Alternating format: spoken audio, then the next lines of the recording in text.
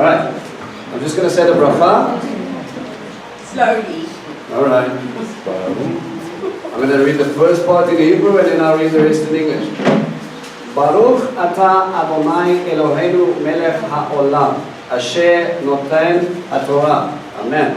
Amen. Blessed are you, Lord God, King of the universe, who gives the Torah of truth and the good news of salvation, Yeshua, to his people Israel, and to all the peoples through his Son, Yeshua the Messiah, our Lord. Amen. Amen. Alright, I know it's been a while. We're going to dust off cobwebs. The nice thing about the book of Judges is we have little stories stuck in with stories, and we're going to be discussing which character today? Gideon. Gideon, okay, right.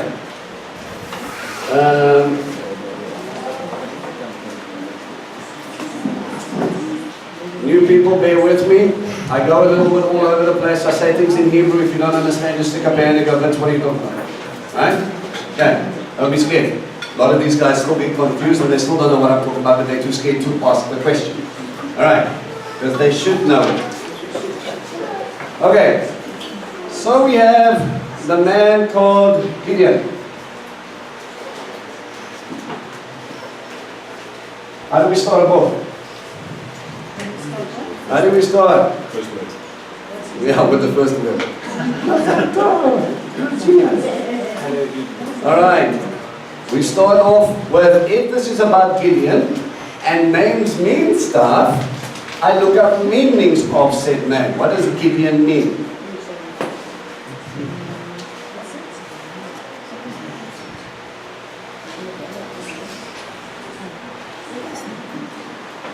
Fastest fingers first. Don't be shy, children. Is it going to be a stretch for me to ask what your Paleo Hebrew breakdown was? Thank you for your nervous laughter and honesty. Okay, it comes from the word give, which means to hack. Okay, so we look at something that is hacked to death or destroyed. We look at something, you could hack trees, you could destroy altars, you could destroy people. Hopefully you read the story and you kind of get the clues of what I'm talking about. And we know that as we break down in the Hebrew,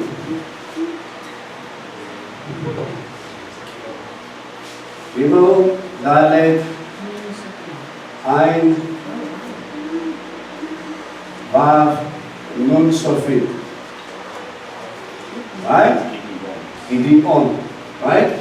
So remember, as you guys well, when we studied the name, a Vav could make possible sounds. It can make a oop sound, it can make a o sound, and it can make a Vav sound. Okay? You understand anyone? Those are the three. Right?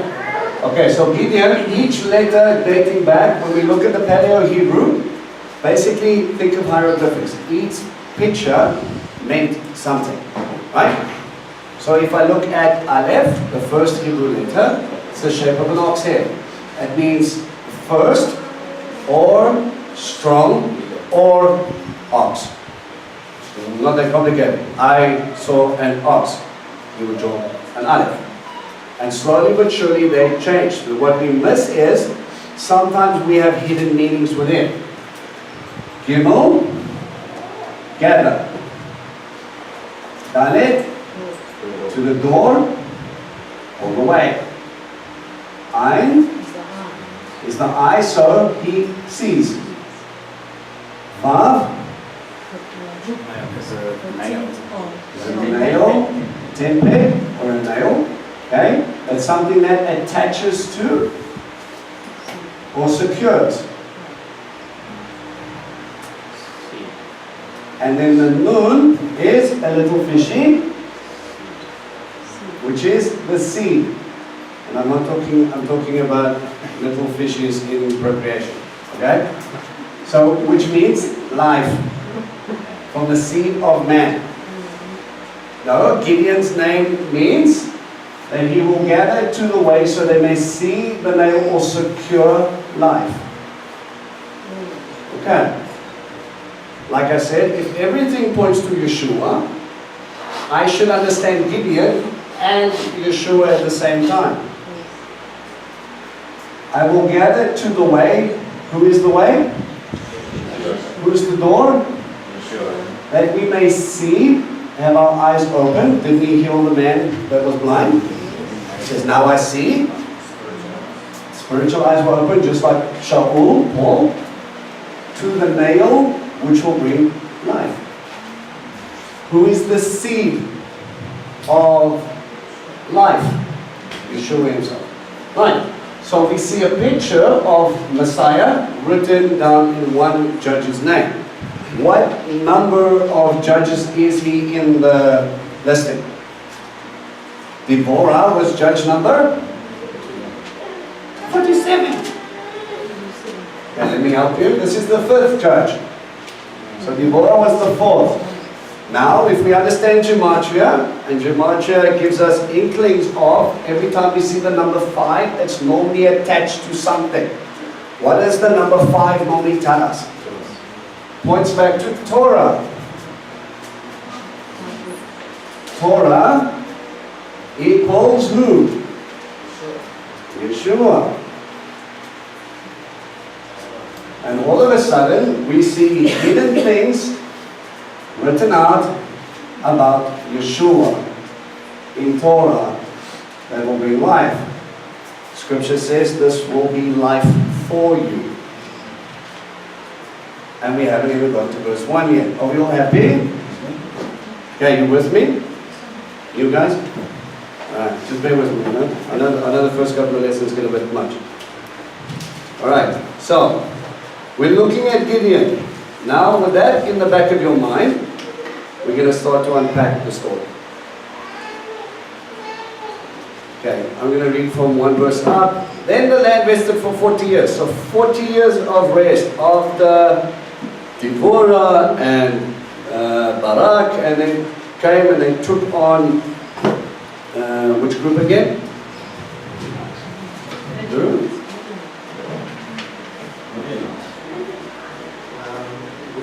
Chapter? Oh, sorry, so we're in Judges 6, if I didn't make that clear, but I'm talking about the other things. So who did they take on? Me, I'm pretending I don't know what you're talking about. And? So you said Deborah and them defeated? Midian. Is everybody happy? Alright. So, after 40 years, what does 40 years tell us? Sometimes it's a time of testing and refining. So I've given you 40 years of rest. Okay? Or 40 days on the boat with Noah. Or 40 days in the wilderness. Remember they went 40 years in the wilderness. Why? Why? Because that generation didn't see. You're getting the afterthought, but there was a previous thing. How long did they have to spy out the land? 40 days. And he said, because you brought back bad testimony, you're going to wander the desert one day for a year. Be careful what comes out your mouth. Okay? So, we have a time of 40 years of rest. That also gives us normally biblical times, that gives you a generation that passes.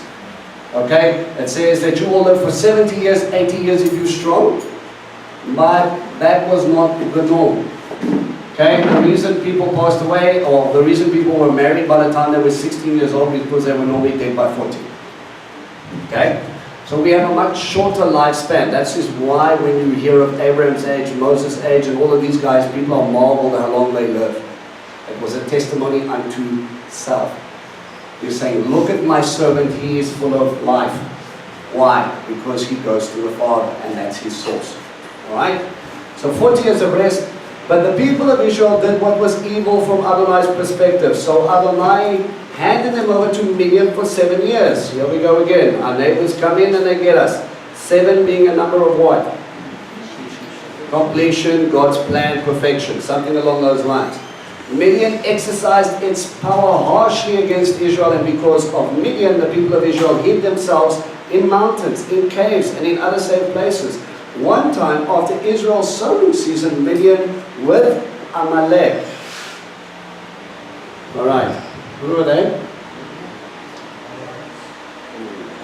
The Amalekites, where do we have a previous mention of them? What do we know about them? They come from behind to take the Vikings. Why? Because they are slave traders.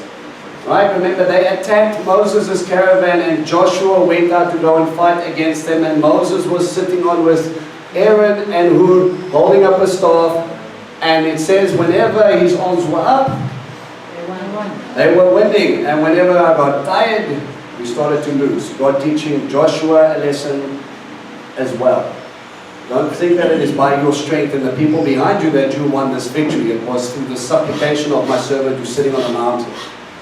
Parallel that with Yeshua. He was sitting on Mount Zion, having a discussion with God, praying for you. Even for the people that are not yet coming to my fold, Father, I pray to you. He was sitting there, but no one else was holding up his hands. Okay? So the Amalekites are involved now, and others from the east attacked them. They set up camp by them and destroyed the produce of the country all the way to Gaza. They left nothing for people to live on. No sheep, no oxen, no donkeys. For they came up and with their cattle and tents, and they came as thick as locusts. But they with their camels were beyond numbering, and they came into the land to destroy it. Now, what do you think the tactics were from the Amalekites and the Midianites? They're not going to fight us out in open battle. They're already hiding in caves. So what would be the point of burning their fields and their crops and taking away their animals? They would have to come up because they've got nothing to eat. Literally, you would have to come in, and then the Amalekites would be, thank you very much, I'm going to sell you, I'm going to sell you, I'm going to sell you. The Midianites will take territory. So I will starve them out. Okay? Israel became very discouraged because of Midian, and the people of Israel cried out to Adonai. Okay, so we remember in our cycle, our sin cycle thing, we make a mess. We sin. God allows us to suffer consequence. The consequence stings, and after consequence, we understand that we've done wrong, and that should bring repentance, teshuvah. In Hebrew, what does it mean physically? What do I do when I make teshuvah? Do a 180. So if I'm running away from God, I have to make like the prodigal son. I have to turn around and come back to my father. I have to come back to God. So when I make teshuvah, God rises, brings someone up to help them get rid of the people that are oppressing them. Once I get free and I'm happy, we get comfortable for 40 years and then we sin again. That's normally man's cycle. We see this continually throughout Egypt. We don't like consequence. It's not that we hate sin. Guys, listen carefully. We're dealing in a day and age where people very much want to keep sinning, but they don't like the consequence of sin. I want the benefits of being married, but I don't want the responsibility of being married.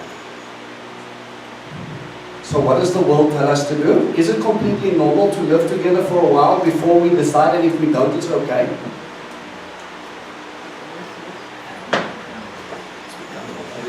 It's normal now. No one's going to look at you funny if you say, I'm living with my girlfriend, everything is fine, we're having a good life, it's okay. It's not. Let's do it another way. Little boy comes into school and goes, I don't have a mommy, I've got two dads. Now I'm not trying to judge the person, understand? I love the person, I don't like the sin, because the fruit of that is going to bring destruction. It's distorting God's plan. And if I distort God's plan, I distort God. I don't understand Him anymore. And now I sit in a situation and I go, okay. But the world will say, you know what, it's your life, you can do what you want, be free, man, and if you don't like it, move to a place that will accept you. Out of interest sake, do you know what the gay capital of Israel is? Tel Aviv. So when we land in Tel Aviv, and I stay on purpose in Tel Aviv, the culture shock hits. I'm going to the Holy Land, I'm going to see God's creation. And there's two men skipping on the promenade. And I stop and I look at my crew and I wait for the faces to go, but once we're in the Holy Land. And I'm like, I know. But just because you're in the Holy Land doesn't make everybody holy. Holiness is a choice. Right? 40% of Israel is atheist. We go there, we're walking around synagogues, ancient synagogues where we know Yeshua taught. Walking on stairs where we know He sat. Walking on roads where we know He walked. And you feel God in such a way that you can't believe possible. But then at other times, 5 minutes down the road, it's a worldly city just like anybody else. You could be in Cape Town. No different. Okay? So he decides to start to break down the cycle of these things, and we don't want the consequence of it. Two men can't have children. So what we do is we get rid of the consequence and we adopt. Right? I really enjoy sleeping around, but I don't like all the things that come with it. Unplanned pregnancy, other funguses and things that you have to go talk to your doctor about. See, give me the cream and give me the heart change.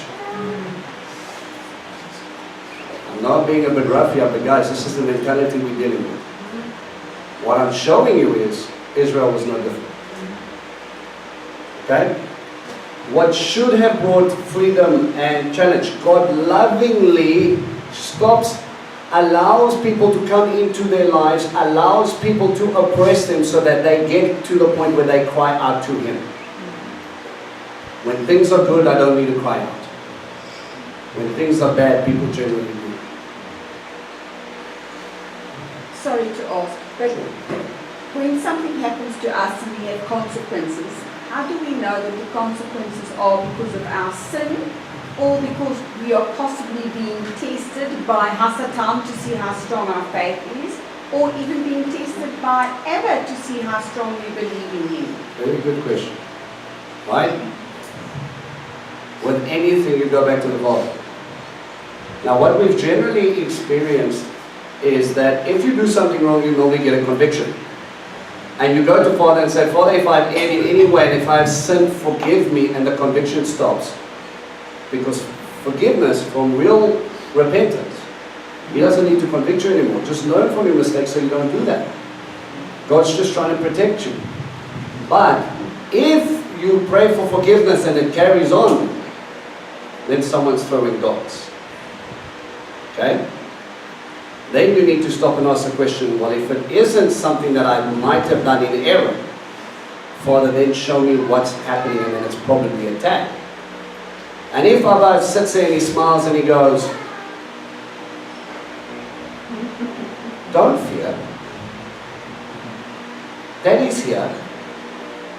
And He gives you those little reaffirmations. You know what I'm talking about? He doesn't change your situation. He just gives you those little reaffirmations that He's still there. And it drives you nuts because He won't change your situation. It's like, let me equate it to a story quickly. Yeshua sends His disciples on the way, and He says, I'm going to have a long time. And He lets them row on the Sea of Galilee, and He watches them struggle. For hours and hours and hours and hours and hours. And He's sitting on His mountain, watching them struggle. And then He decides, well, I told them I would meet them there, so I'm not going to be alive, so I'm going to go. But He goes walking on water. And the disciples see some sort of shadow going past, and they freak out, as anybody would. Scripture says in the one gospel, He was about to walk on by. And then He cried out. He cried out to Him, and that's when Peter decided to get out the boat, right? Now, why would Yeshua watch them struggle when if He, just like previous example, He's in the boat, He's rolling around, waves, being the things flooding, Yeshua's having the best nap of his life, and then like wake him up and then He goes, don't you care? Care about what? Let me break it down to you. There's a bucket, throw the water out, we are going to sink. Yeshua goes, why are you guys freaking out? Shut up. And then He sits back down. He's like, what's the problem? He could have done that from there. But He decided to go for a walk. And he gives this little teaching scenario. He climbs into the boat after he helps Peter up, and he gets in there, and they land at the place they were supposed to land up in, and everybody's happy. What was the point of watching them struggle? Is he sadistic? No. You see, the disciples looked at the people who were coming in and haranguing Yeshua every time he was doing a teaching. And they, as disciples, chosen 12, were trying to push them away, saying, it's our time. We need to learn. They didn't have compassion. But when it mentions Yeshua's viewpoint, it says, he had compassion because he saw sheep without a shepherd. But the people he was training up to become like him didn't have the same compassion. So now, I put you into a place where you feel out of control. I let you struggle for hours by yourself. And when you're ready to learn, you want compassion for you, I expect you to have compassion on them. That's when you understand refinement. So there will be moments where he will reaffirm that he's there. Then you need to stop and ask him, Abba, what am I supposed to learn from this? And that's when you're open to the refining process instead of grumbling against the refining process. Answer your question? Yep. Right. Okay. Where am I? Verse 7. You're getting far. When the people of Israel cried out to Adonai because of Midian, Adonai sent a prophet to the people of Israel. What was the prophet's name? Gideon. No, but you're talking nonsense. Thank you very much for paying attention. They sent a prophet who said to them, Adonai, the God of Israel, says, I brought you up from Egypt out of a life of slavery. I delivered you from the power of the Egyptians and from the power of your oppressors. I drove them out ahead of you and gave you their land. And I said to you, I am Adonai your God. You are not to be afraid of the gods of the Amori, the Amorites, in whose land you are living. But you paid no attention to what I said. Guys, I said if you walk with me, I will protect you. Stand up and take authority. Stand up and take your place. Why are you hiding in caves? Why are you running? By the way, the king of the Amorites. Is the king of the Amorites oppressing them at any time here? No, they're complaining about the Amalekites and the Midianites. Now ask yourself the question, in the hierarchy of the tribal system in that time, compare the king of the Amorites to the Midianites and the Amalekites. Who had more power? The Amorites did. They were the kingdom in the time of Joshua. They ruled. Other kings bow down to the king of the Amori. Midian? Really? What do we know about Midian? They sat around the corner and they hired Balak and them and they tried to curse, right? They couldn't even face him in open battle. They had to hire someone else to try and get an edge so they could try and get them broken.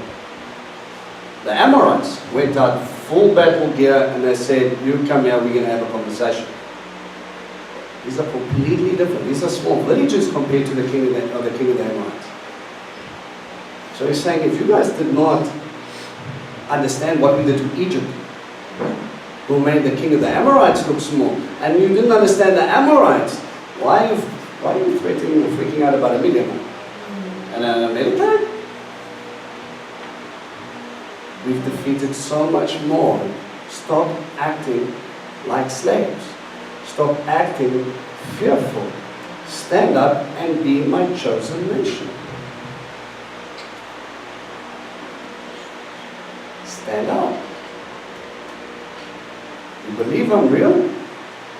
Walk it. Act it. Show them. Step out in faith. God lovingly sends a prophet and goes, guys, you need a shift. Then an angel of Adonai came and sat under a pistachio tree in Ophrah. Oh wait, is that where I am? Yeah. Alright, we all have it. Okay, cool. Just so I don't miss anything. So he sends an angel to sit underneath a pistachio tree in Ophrah. Do you guys have any other translation there? Terebinth tree. Okay, the pistachio comes from the Greek. Alright, but terebinth sometimes can be translated as oak. Does anybody have an idea of what the Hebrew word for that tree is? I don't know what the word is, but it means trees. The point I'm making is you'll recognize the stories as we go. Sometimes they render it as oak, sometimes they render it as terebinth. It's a big tree, and it's called an elah. David took on Goliath in the valley of Elah, the valley of the terebinth, the valley of the oak. God just doesn't put trees there for nothing. He's trying to show you something, right? And if you go and look at it, we see pieces of this pop out. Okay? Abraham was busy with God in Genesis 12 verse 6. Genesis 13 verse 8. Verse 18. Genesis 14 verse 13. God was meeting with Abraham at times under the oaks of Mamre. They hid in other cases they hid the idols when running away from, I want to say Laban. Yeah, Rachel. Right? And they took it and they buried it underneath an oak, a terebinth tree. Absalom ran away from his father, David, and he got his beautiful golden locks stuck in a terebinth tree. So if God doesn't plant trees and He doesn't use things for nothing, every word here is divinely inspired. We have to ask ourselves the question, what are you trying to show us? Jacob was actually going up to David's house. Yes, thank you. Yes. Okay? He got rid of the idols underneath that, and when you also look at these interesting things, the one that stuck out to me the most was the valley of Elah. But Abraham was sitting there having discussions with God underneath the oaks. An angel appears and he says, let you and I have a discussion. If you remember Avram, you'll remember what I did for him, and you'll remember how you came out of Egypt, and you will trust me a little bit more because I'm doing it the same way. Okay? It's not just for nothing that He puts it there. So, he's sitting underneath this Elah tree in Ophrah that belonged to Joash the Avi-Ezri. Alright, fastest fingers first. What's a Joash? Names, big stuff, bits. Joash the Avi-Ezri. While you're looking for Joash, I will give you Avi-Ezri. Any ideas? Break it down. Av means dad, father, right? It's not like Abba, it means father. If I say Avi, my father. So we have my father, Ezri. My father, my heart. So now tell me what Joash means.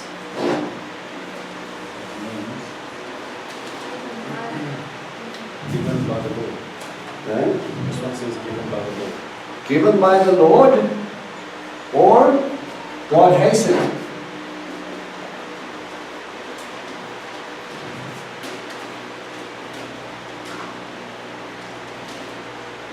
We're just going to take given by Allah, given by God, okay? So, in his response, he meets him in a place like he met with Abraham. He hastened to have a meeting. He was given to my father, which is Father Elohim, who is my help. And who did they give him? You. So everything, even in the names that these people chose for their children, God uses to give them understanding. Okay? His son Gideon was threshing wheat in a wine press in order to hide it from Midian. Alright. Tell me something, where do we normally thresh wheat? In a threshing floor. Where's a threshing floor? Right, high up on a hill. Why?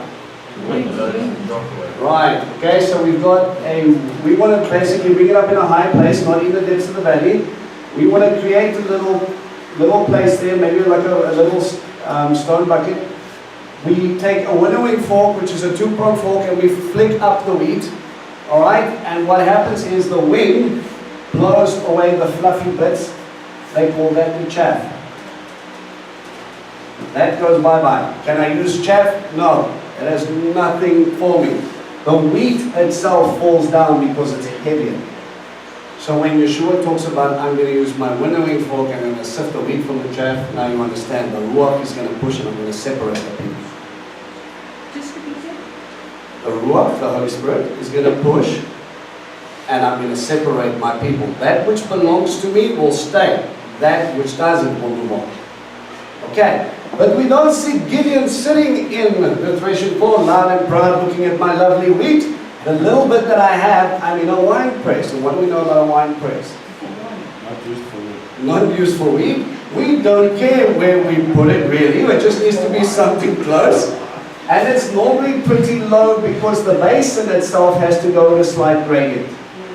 Because we have another basin on the side here. So what we do is we have a basin and we have little holes over here. And then we will put our clusters of grapes in, we will shred it with our bare feet. Why bare feet? Don't break the seed because the seed makes it bitter. No one wants bitter grape juice, no one wants bitter wine. Okay? While we're there, wine or grape juice had no way of stopping the process of becoming wine. How do you stop something from fermenting? You give it preservatives, you drink it very quickly. Or you take it out of the sun, you take it out of that. So they could store it, but the fact is we have to store it until next season so it does start to ferment. That's why, again, we find wine scriptural. Alright? But the interesting thing about that is it's not the 27% stuff we get. Alright? They would take, it had a less alkalinity, alcohol content, we'll use that, and they would water it down, and they thought it was kind of barbaric just to drink straight up wine from people. That's what the Romans did. But we do find instructions. Shaul tells Timothy that he needs to have a little bit of wine because it's good for his tummy. It's always a letter you want to read out when you're pretending to be the grown-up elder of the church, right? Timothy, drink some wine, you know how you get. Okay? Anyway. So they shred it up until the juice starts to come, and then it comes and it overflows down, and it gets into this stone basin, and then they're able to scoop it out and then put it into these stone or clay jars, and then they can store that. Alright? So, this is where wheat is supposed to be done. This is where we find it. He's already hiding. What is it telling you about Gideon? He done be scared. Okay. Which makes the next verses even more fun. Alright. Okay. The angel of Adonai appeared to him and said to him, "You valiant hero." While you're hiding. "Oh, great and mighty warrior." Ooh, wait, what? Who saw me? No. Okay? "Adonai is with you." "Excuse me, sir," answered Gideon, "but if Adonai is with us, then why is all this happening to us?" Someone's not asking the right questions. Someone is grumbling about the situation. Okay? But he has a snappy response. "Yeah, you say God's with us, but please, look at where I am." God's perspective versus your perspective. Isn't that amazing that when you get stuck in a problem, right? Let's do a simple illustration. Tito, stand up there for a second. Right. Big, small? Small, not a trick question. Okay. Your perception, big or small? Small. Big or small? Right. Has the object changed? No. Where he's standing and how he's looking at it. If I'm focused solely on my problem, sometimes all Tyler has to do is take a step to the side, and then he goes, "Well, that's even thinner than what I thought." Cody bends with the problem disappears. Sometimes we get so fixated on our issues and how God has to take it. This is what we do. And before long, this is all we see, and we don't see Him. Take a step back, reassess. Don't make a mistake. Okay? And where are all His miracles our ancestors told us about when they said, "Didn't Adonai bring us up from Egypt? For now Adonai has abandoned us and handed us over to Midian." Adonai turned to him and said, Hang on a second, I thought this was an angel. Interesting. Alright. He turned to him and said, go in the strength of yours and save Israel from the hands of Midian. Haven't I sent you? So I don't even know what you're still doing here, boy. I've sent you. Go and do what I'm calling you to do. Who does this sound like? An angel appears, then God speaks, and the excuses are flowing. Moses. Right, I don't want to send someone else. I just want the circumstances to change. But Gideon answered them, forgive me, my Lord. Now it sounds like Abraham. But what am I to save? What am I to save Israel? But with what am I to save Israel? With my family in the poorest of Manasseh, and I'm the youngest person in my father's house. What does Manasseh mean? Will cause you to forget. Okay? So he will cause you to forget the problem. And he's the youngest and the poorest, right? Did I get that right? No, he just is poorest. Okay. Who else was overlooked? David and Saul. King Shaul said, but what am I? I'm a Benjamin, right? And we're the least of all the Benjamins. See, it's not where you come from that will define your calling. It's what God calls you, that will define your calling. But the biggest thing is how you respond to the calling will define your calling. If you're making excuses, if you're not stepping up, if you're not holding yourself accountable to a God who saved you, what do we really want? We want Him to do the work and me to stand by. God is always about relationship. He wants to do it with you, through you. And then you go, but Abba, look at me. I'm too small. I can't do this. He goes, I know. And everybody else knows it as well. There is no way you can do this in any way, shape, or form. It's impossible. That's why it's called a miracle. And when they look at you and they look at the fruit, and then they're going to go, that wasn't Moses. That's the point. The point is you can't. The point is He does. So that when you're sitting on the other side of it, then you can go, well, I cannot believe what God did through me. You're not supposed to remember your name when it's all said and done. They're supposed to remember His. You are leading them to Him. That's the point of your life. It's not about you. I don't want to sound mean. You're important. He wants to use you. But it's all about leading His flock back to Him. You have the privilege of watching God work. You will say something and you will see someone's eyeballs get big and their brains explode, spiritually hopefully. And you're sitting over there and you're going, what just happened? I can't even remember what I said. And you knew God just hit them with such a big bullet that they had no other way of stating that had to be from God. That's the point. I'm trying to have a conversation with you. Don't run away. I had to use Mikey to come to your house because you didn't want to listen. There is a process with this, and Abba is working. Adonai said to him, because I will be with you, you will strike down Midian as easily as if they were just one man. Sounds like a David and Goliath scenario, isn't it? While sitting at an Elah. If indeed you favor me, would you mind giving me a sign? That is really you talking with me. So, okay, maybe I'm hallucinating here. We've all had these moments. Abba, if this is really you.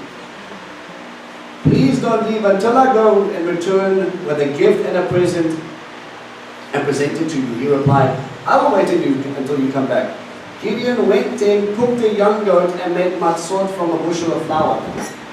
Now there's an interesting little study for you. It sounds very much like an offering, doesn't it? Yeah.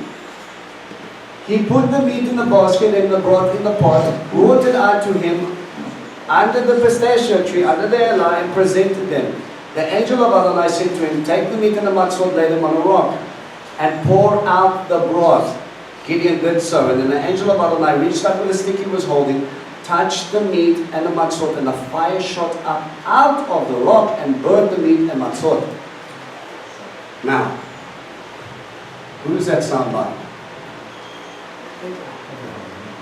He came and he prepared a meal. That sounds like Abraham. But an offering on top of a mountain or on a rock is Elijah. Fire from heaven.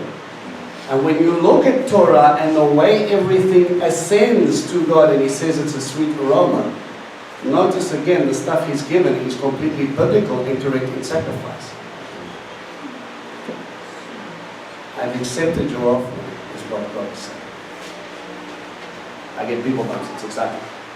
Then the angel of Adonai disappeared before his eyes. Where did he go?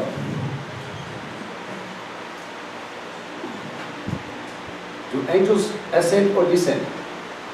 Depending on when they start. So if he's on earth, where do you think he went? If this is a picture of Messiah, who became an offering on the mountain and then later ascended, a goat. What goat offering is synonymous with what Yeshua did for us? I know you got this.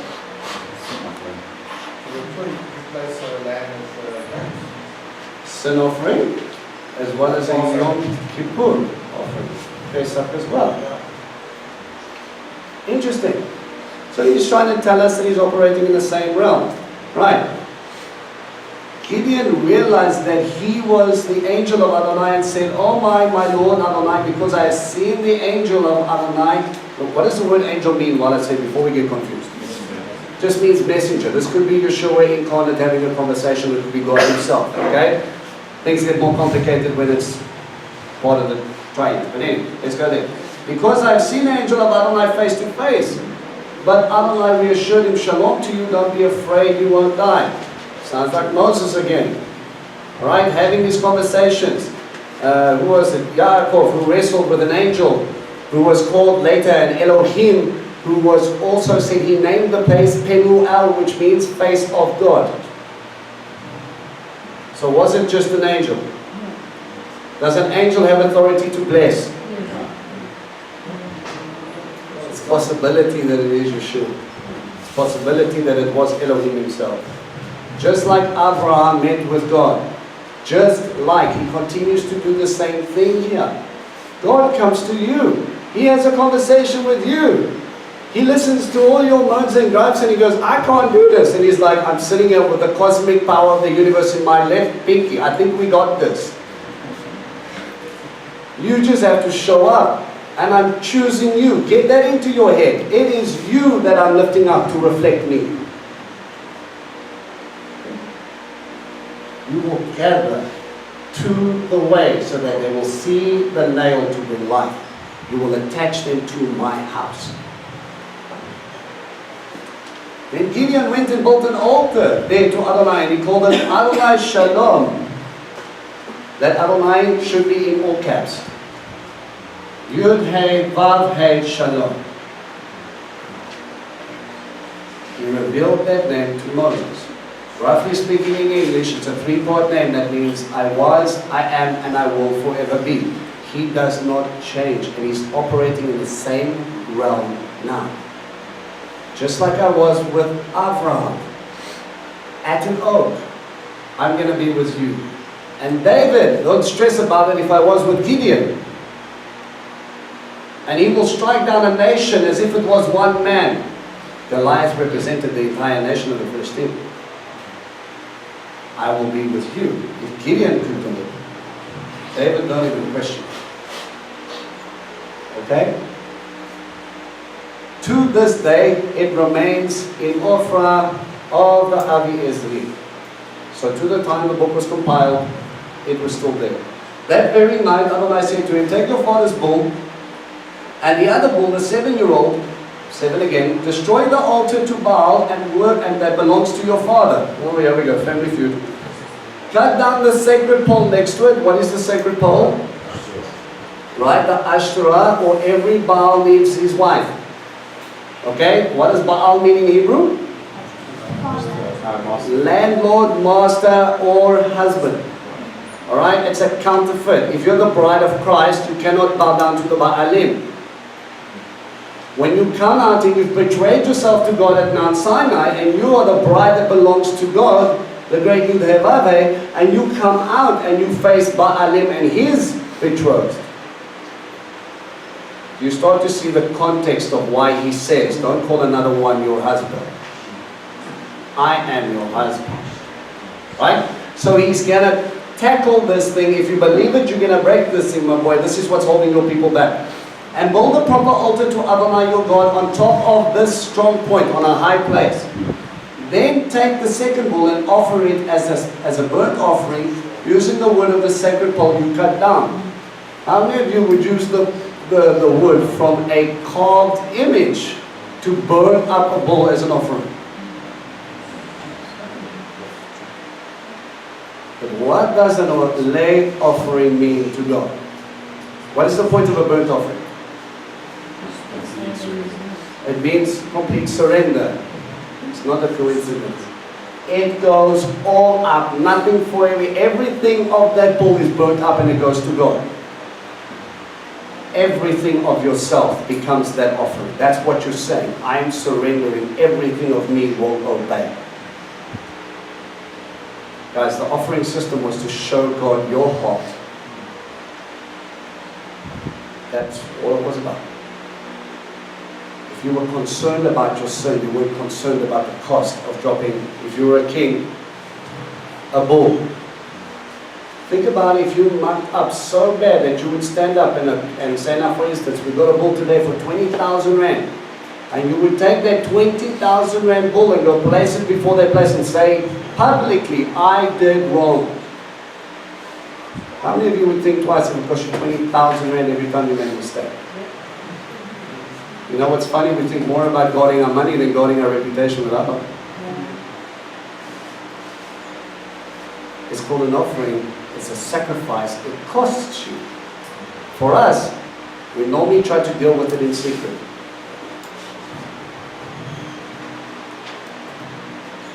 Guys, God is not against meeting with you where you are and acknowledging that you're broken and that you need help. But there is something about being accountable to a nation that even the king. Say now for instance, we see David and we know he did Bathsheba. We know the stories with Uriah and how he covered up and how there was deaths and all the rest of it. We know all of that stuff. It's all come out. If you're a God-fearing man, can I walk with that king? Father, do I obey Torah? And he says, this is my king. Do I bow down to him even though if it doesn't fear you? And you have this wrestling match. But then God says, go look outside. You will see my servant David. What's he doing? Oh Hashem, thank you, Abba. He's making right. And I can see it. And he's not being held accountable to you. What do you think that will do to a nation that fears God? That will unite them. They will get up and they will go, okay. We had a speed wobble somewhere, we're coming back. You cannot be and you will not be perfect, but you can overcome sin through Yeshua and the Holy Spirit. You just got to give it to Him. You've got to acknowledge that part of you that's broken, and you have to change. If you hold on to it, that's when the broken cycle keeps on going. Alright, we've got 10 minutes. Gideon took 10 of his servants. What does 10 represent? 10 words. Decalogue normally means covenant. Okay? You guys know what I mean when I say decalogue? 10 commandments. Right? Right, 10 words. Gideon took 10 of his servants and did what Adonai had told him to do. He didn't do it by day because he was afraid. Same MO, he's still growing in this. Afraid of the men in his father's household and those from the city. So he did it at night.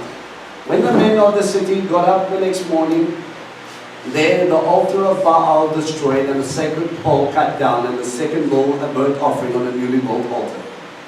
They asked each other, who could have done this? So what were they doing in that field? They were going to go and pray. They were going to go and carry on in their ways. They don't realize that they're following the will of God. Okay? But after investigating, Israelite people, after investigating, they concluded that Gideon, the son of Joash, had done it. The only one who's not here, who's probably hiding, is probably still Gideon. Bring out your son. The men of the city demanded of Joash so that he may die, because he destroyed the altar of Baal and cut down the sacred pole next to it. But Joash said to all of those crowding around him, "You're defending Baal, are you? It's your job. Is it your job to save him? Anyone who defends Baal will be put to death before morning. If he's a god, let him defend himself." Now you start to get into the mentality of what God is trying to do through Pesach and what He is going to do at the end times in Revelations. If you think medicine will save you, I will show you it won't. If you think the sun will save you, I will show you that it won't. If you think of anything will save you, I am going to take on each and every one of your gods. And I'm going to show you, and this is the part we miss, lovingly,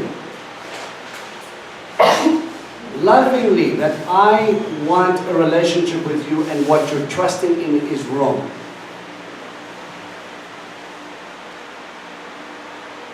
Why does God have to shake heaven and earth to prove that the thing you're trusting in is wrong? How far will He go to save you from yourself? He sees that it's consistent the whole way through. After all, somebody destroyed the altar, or his altar, sorry. Therefore, on that day, Gideon was given the name Yerub-Baal, let Baal defend, because they said, let Baal defend him against him, and since he destroyed his altar. Parallel another story, we spoke about him earlier. Elijah took up the challenge, right? And he led how many of who and what to go up against him? I think it was 400 and 450. Right? Check the numbers.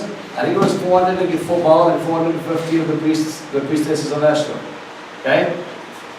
So he sits up there and he's up against 850 people, and he's sitting there up there by himself. He repairs a broken altar to God. He waters it with 3 buckets. How many times?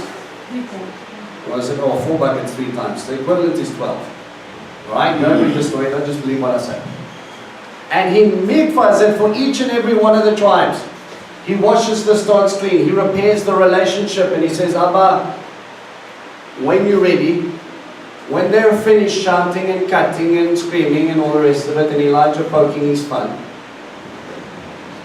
would you set up against the 850 people who are cutting themselves and screaming at the top of their voices for hours and hours and end, and sit there and go, scream louder, I think he's on the toilet. His brother had good. He was cheeky, but that's exactly what he did. In our Bibles it says maybe he's indisposed. In Hebrew, he's in the toilet. And he sits over there and he goes, okay, you guys died, you've all bled out, very nice. These guys have knives to cut themselves. Don't you think it would be easier just to kill Elijah? Let's throw him off the mountain, let's carry on with our party, and we don't have to worry about that guy. But no, they knew there was a reputation at stake. Let God defend him. Let Baal come to their rescue. And we know the story. Fire fell from heaven, sounds familiar. Consumes the offering, and he goes, all right, now that that conversation's over with, let's have a party. And he cleans up the camp. We see these images happening all over the place. Now all Midian, Amalek, and the others from the east joined forces, crossed the Yarden, and set up camp in the Jezreel Valley. Now that's a key point. What does the Jezreel Valley mean to me? There were big battles in there, but it's a place of what? It's Megiddo, but what was there? Farmland. It is. You guys all see that on the mosques and things like that, just a little half moon shaped thing? That little crescent has got nothing to do with the moon. It's got everything to do with a piece of land. The Fertile Crescent is what it's called. The Jezreel Valley is one of the most fertile places, not only in Israel, but the entire Middle East. They said some farmers harvest them up to 23 times a year. They plant, they pull, they plant, they pull, they plant, they pull. It is that fantastic. And when they get there, they said their people are coming to war in the Jezreel. Why? Because it's about what you're growing. God is going to judge your fruit. He's going to judge your crops. He's going to check your grapes and He's going to tread them out and He's going to say, is this wine good? What more of an image to give than the Jezreel Valley? Because that's where you get it from. How you judge your crops is how I'm going to judge you. Shall we have that conversation? He takes them into the Jezreel Valley. But the Spirit of Adonai covered Gideon. He sounded the call of the shofar. What does the shofar remind you of? War. Coming up to the camp. And where do we get the shofar from? What's the image? Ram's horn. Give me the story of the ram's horn. Abraham and Isaac. Complete obedience and a sacrifice. And remember the parallel just very quickly. Okay? Picture in your mind the crucifixion, and here you've got a loving father walking with his son. Son takes on the wood, and he walks with two servants, one on his left and one on his right. They ascend up on a mountain. The place is called Mount Moriah. Okay? That's where Jerusalem is today. And they go up, and the father lovingly lays down his son, and we don't forget about the pictures. We know from the time that Isaac was born and the time where you suppose this has happened, he's probably about 30 years old. Same time frame as Yeshua. If a 130-year-old man wrestled a 30-year-old man, who's going to win? Right, the youngster. He can run faster than dad. But we don't see that. We see a loving father laying down his son. We see a loving son taking the sacrificial wood, walking up, listening to the father's instruction, going, where's the sacrifice? And he says, don't worry, God will provide. He did. So he goes up, and then he doesn't see an offering, and then he's preparing an altar and a nice bed. At what point do you think Isaac was going, maybe this is a bad idea? You know, he's kind of old, maybe it's dementia. We don't read of that. We see the trust in his father. He willingly gets bound. He willingly puts himself in that place. And he willingly sits there watching his father pull out. No one, what did Yeshua say? No one takes my life, but I lay it down. That happened at Mount Moriah. When he was crucified, he had one man on his right and one man on his left. He carried his own execution stake, and he did everything at the behest of his father. What made the difference between Isaac being saved and Yeshua not was that Yeshua was the goat or the ram who had his head stuck in a thicket. And the thickets in the Middle East are kind of hard, and they have a few bit of thorny things. How do I hold down an animal like that and wrap it around his head? He wore his own crown of thorns, and that was what would bring peace later. Jerusalem is named after that moment. It's a combination of two words. Yireh, Shalom.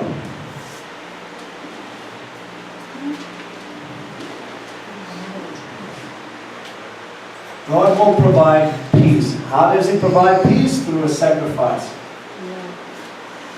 Through obedience in a father-son relationship. Through a covenant promised to a people and a nation. Where does He die? Mount Moriah, Yerushalayim. So when the word becomes joined,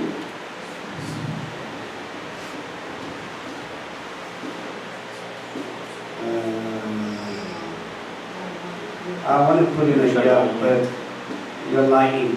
Alright? That's phonetic. It changes when you do it in English, because I'm trying to give you the sound. Yerushalayim. God will provide peace. The image of that is there. The image of that shofar is a reminder. God is setting up something. We already spoke about the offering. We already spoke about complete submission. We already spoke about Gideon saying, I will attend, I will go. And we already saw Gideon's fear. You see Yeshua's nervousness in the Garden of Gethsemane. If there's any other way. But, not my will, your will be done. That's what complete surrender is. Okay, where am I? 35. Yeah, 35. Yeah. He sent messengers throughout all Manasseh, and they too rallied behind him. That only comes from God. Remember, he didn't know he had any authority. He also sent messengers to Asher, Zebulun, and Naphtali, and they came up to join them. Gideon said to God, if you are going to save Israel through me, you are, as you said you would then. Here I lay a wool fleece on the threshing floor. Where's Gideon again? He's on a threshing floor now. The boy's stepping up. Why a fleece? Why not goat's hair? Why not a cow hide? Llama? Eh? Okay, so practical for what he's going to do. It's going to hold water. How many of you looked up what a fleece was in Hebrew?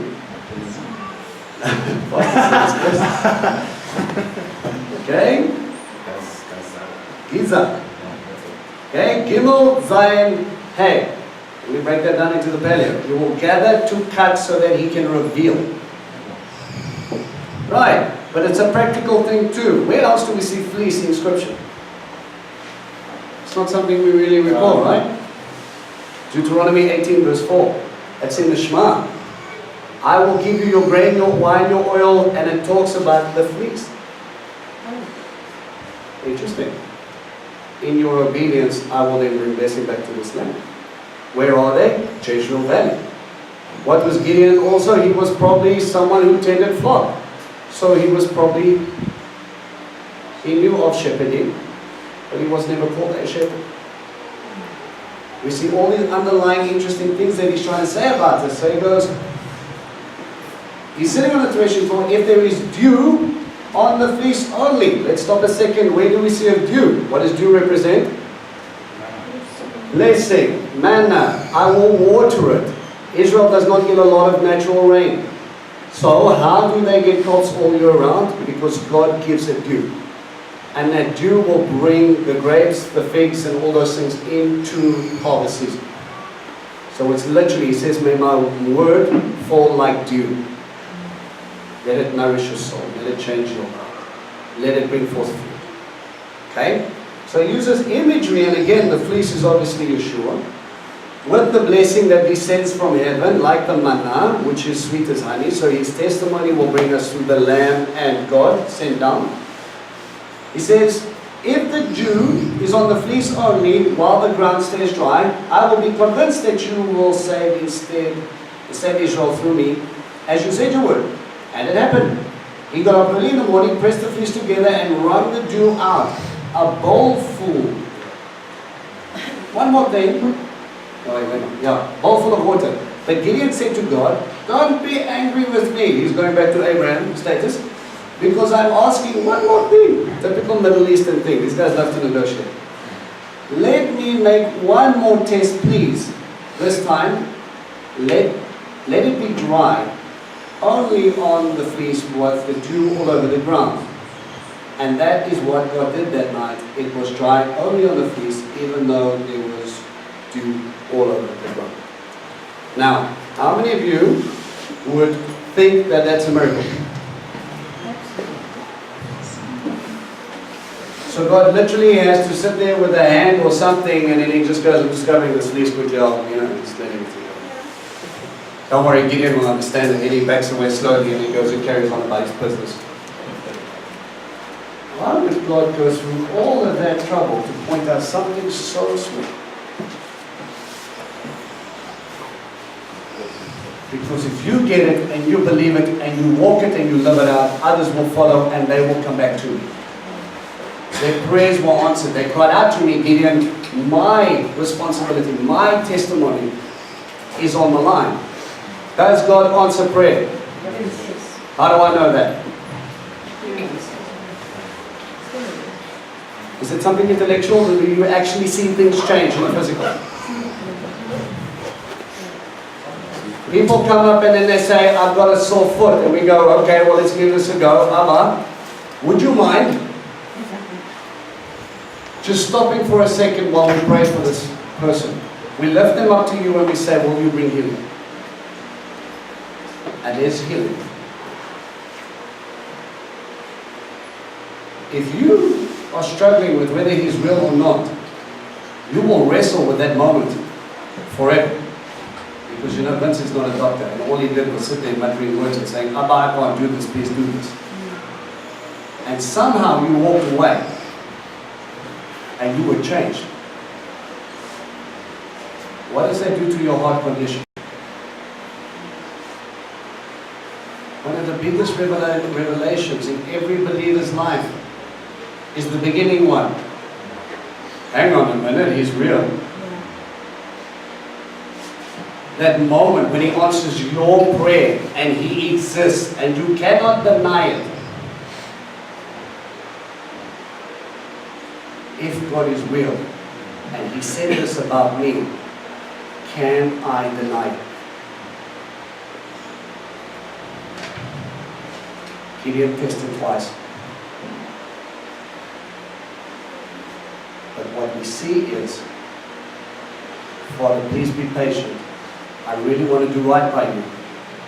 And now I'm going to stand up. And if the most scared among them, who know Gideon, will go, if he can stand up, we can stand up. If he says God is here, we'll go.